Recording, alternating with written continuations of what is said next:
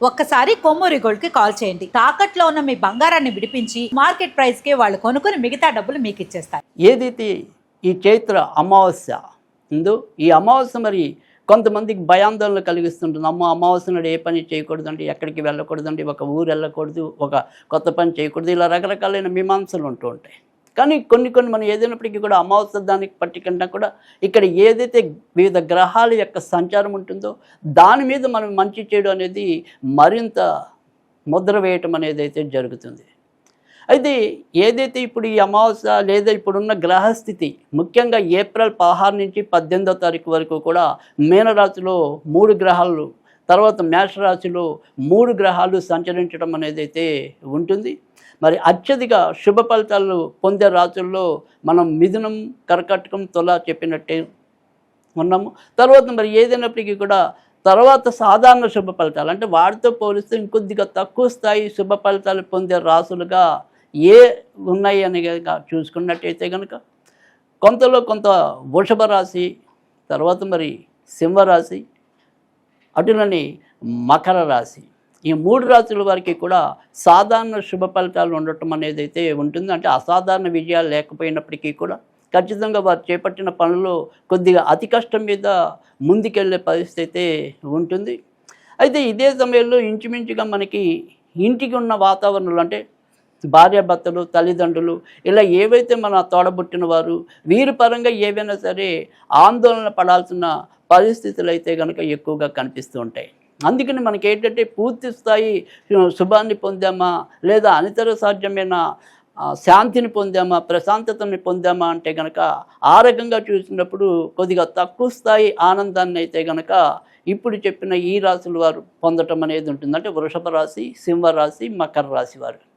అయితే కొత్తగా ఏదైనా సరే ఉద్యోగం కావాలి అని ప్రయత్నిస్తున్న వారికి అయితే కనుక ఇది కొంత అనుకూలమైన ఫలితాలు ఇవ్వటం అనేది ఉంటుంది. అలాగే ఉన్న చోట కాకుండా కొద్దిగా వేరే చోట్ల ఎక్కువగా వీరి యొక్క ప్రయత్నాలు సఫలీకృతం కావటం అనేది కూడా ఉంటుంది. ఇక ఇదే మరి లగ్నంలో జన్మించిన ఇదే రాశుల్లో జన్మించిన వారికైనా సరే ఇప్పుడు అనుకోకుండా ఏదైనా సరే సంబంధాలు కొంతవరకు ముందుకెళ్ళే పరిస్థితి లేకపోలేదు. కనుక వాటికి సంబంధించిన ప్రయత్నాలు మరింత బలంగా చేసినట్టయితే కనుక విజయం సాధించడానికి కూడా అవకాశాలు ఎక్కువగా ఉంటాయి. ఇక విదేశాలకి వెళ్ళాలి అనుకుని ఎవరైనా సరే ప్రయత్నాలు చేస్తున్నట్టయితే కనుక ఈ 3 రోజుల్లో పెద్దగా విజయం పొందే అవకాశం అయితే చాలా తక్కువగా ఉంటుంది. దగ్గర వచ్చి కూడా వెళ్ళలేకపోయే పరిస్థితి కూడా ఉంటుంది. అయితే మకర రాశి వారు ఆరోగ్య విషయంలోనూ, సింహరాశి వారు పెద్దల విషయంలోనూ, వృషభ రాశి వారు తల్లిదండ్రుల ఆరోగ్య విషయంలోనూ ఈ 3 రోజులు కూడా మరింత ఎక్కువ శ్రద్ధ పెట్టాల్సి ఉంటుంది.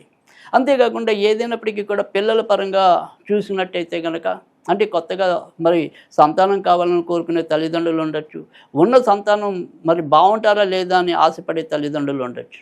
కనుక మొత్తం మీద చూసుకున్నట్టయితే కనుక సంతానపరమైన విషయాల్లో ఈ 3 రోజులు ఎలాంటి ప్రభావం ఉంటుంది అని కనుక చూసుకున్నట్టయితే కనుక ఏదైనప్పటికీ కూడా వృషభ రాశి పిల్లలకైతే కనుక మరింత మంచి జరగడానికి ఉంటుంది. కాస్త ఏదైనా సరే ఇబ్బంది అనేది ఉంటే కనుక అది మకర రాశి సంతానానికి పరంగా ఎక్కువగా ఇబ్బందులు ఎదుర్కొనడానికి ఉంటుంది. సో మొత్తం మీద చూసుకున్నట్టయితే కనుక సింహ రాశి, మకర రాశి, వృషభ రాశి వీరికి సాధారణ శుభ ఫలితాలు ఎక్కువగా గోచరించడం అనేది అయితే ఈ 3 రోజుల్లో కనిపిస్తుంది.